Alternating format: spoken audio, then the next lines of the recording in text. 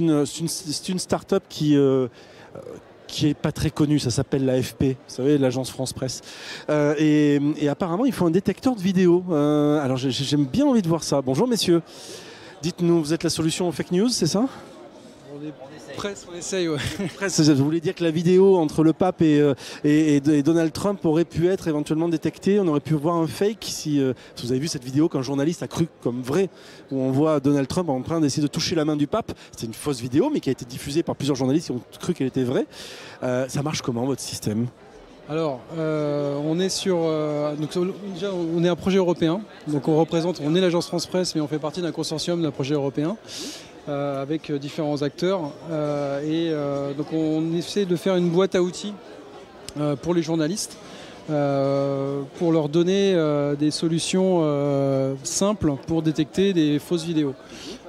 Ou des vraies vidéos mais sorties de leur contexte. C'est aussi la plupart du temps le cas d'utilisation majeur. Intéressant, donc la capacité d'éventuellement vous dire ce vidéo-là s'intègre dans une vidéo plus large et elle a été coupée à tel endroit.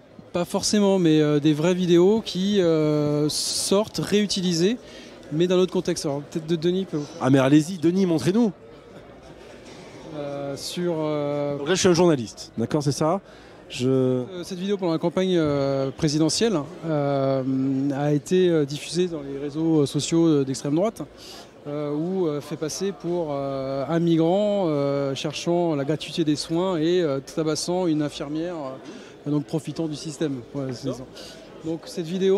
Donc là elle a été diffusée sur Twitter. Elle a été diffusée sur Twitter, elle a été diffusée sur Facebook, sur un site, sur l'utilisateur SOS racisme anti-blanc. Donc en décomposant... Donc là on est dans un vrai cas réel qui s'est passé pendant la dernière campagne, ok? En décomposant les vidéos par les API que fournit InVid, on va définir les images clés de la vidéo.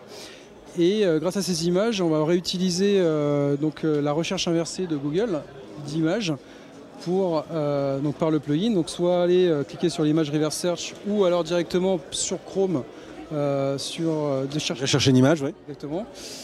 Et cette image va nous donner du coup les liens de la vidéo où elle a été publiée. Donc là actuellement si on la sort comme elle a été détectée comme étant fausse, donc on est sur les articles qui disent qu'elle est fausse. Mais si on revient sur le mois de février, à peu près au moment où cette vidéo est diffusée, on retrouve cette vidéo donc, sur un site russe. Et on voit en fait une vidéo qui est une vidéo d'un fait divers où on a un ivrogne dans un hôpital qui tabasse une infirmière mais en Russie. Alors ça veut dire qu'il faut quand même passer par la détection de Google. Donc c'est-à-dire que Google, il faut qu'il ait indexé la vidéo. Alors, sur les réseaux sociaux, beaucoup de vidéos sont déjà indexées par Google. Donc cette reprise, c'est un cas flagrant. Et qui couvre à peu près presque 80% de l'utilisation de fausses vidéos, quoi. Alors après, on a d'autres cas d'usage qui va être donc, dans le projet, qui est aussi de fournir des outils pour essayer de détecter des choses dans la vidéo elle-même. Allez-y, montrez-nous. Alors c'est plutôt... Voilà, donc on a différents types de filtres pour essayer de détecter peut-être des ombres. Alors ça c'est beaucoup plus technique et on n'est pas encore bien au point sur cette partie-là. Donc on a encore 2 ans de travail, 2 voire 3 ans de travail dessus.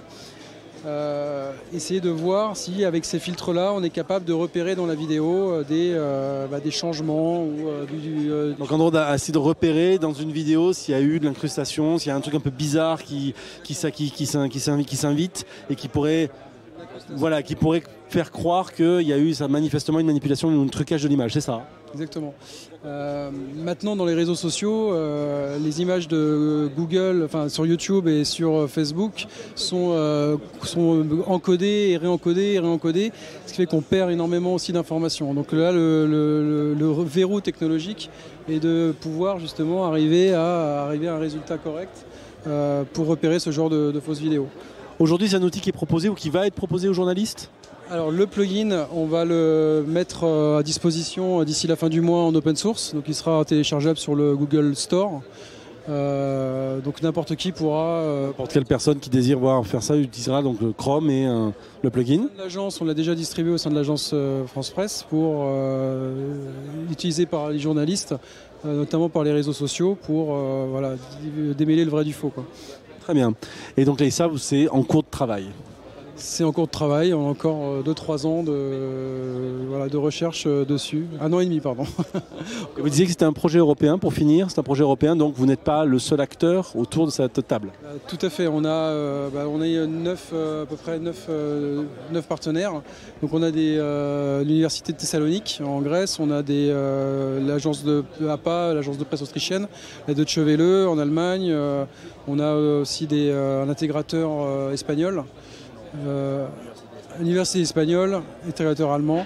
Donc voilà, donc on est tous ces acteurs tous ces acteurs européens. Merci à vous. Donc on attend le plugin. Moi j'attends le plugin, je joue avec, qu'on aura à la fin du mois. Pardon ? Je repasserai après vous donner tout ça.